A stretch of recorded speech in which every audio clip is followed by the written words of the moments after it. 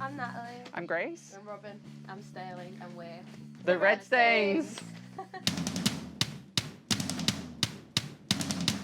The name, it's got like several connotations, as you can imagine. We done this interview once. He was like, "So what does the red stains mean?" And we were like, "What do you think it means?" But it can also mean like, you know, a ketchup or wine stain on your carpet that you can't get out and you need to get a carpet cleaner.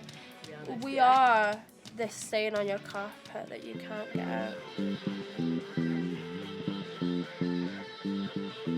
I jump the mat, and I'm running if I get caught, but I do not fret because I jump the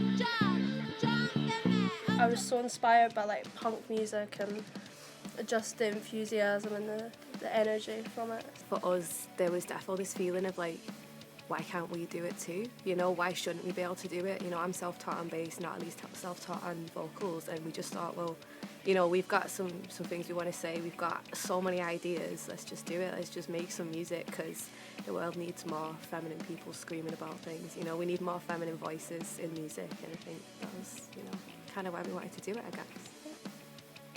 For me, like, femininity's been such a confusing thing. Like, for the longest time, I felt like, especially expressing, like, the way I look in a feminine way felt like me putting on a costume, you know what I mean? For, like, validation, that I would just constantly try and, like, fit into that little mold. And it's only since being able to, like, express myself outside of that I've actually started to feel more feminine. Feminine energy means to me is like fully embracing exactly who I want to be. In the early years of like starting the band and stuff, I was quite like insecure with like my femininity and things like that. You know, I've always loved things that are really girly, but I felt like if I expressed that, I wouldn't be taken seriously as like a punk performer. When I finally found the confidence to kind of, you know, just say, okay, I'm gonna be who I want to be. It's like, it doesn't matter if you've got a fake tan and long nails and you like wearing high heels, or you've got a mohawk and a leather jacket. I feel like there's a lot of stereotypes, and I'm here to, you know, crash them down and be a representation for all my hyper-femme queens.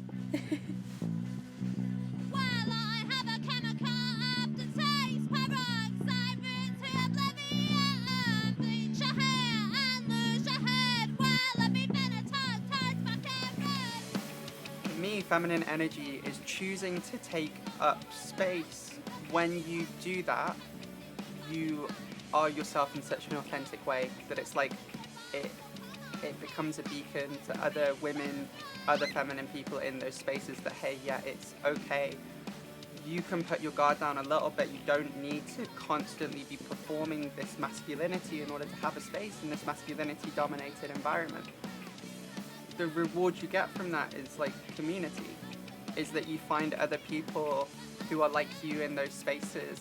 Choosing femininity consciously is maybe one of the most radical things you can do, you know?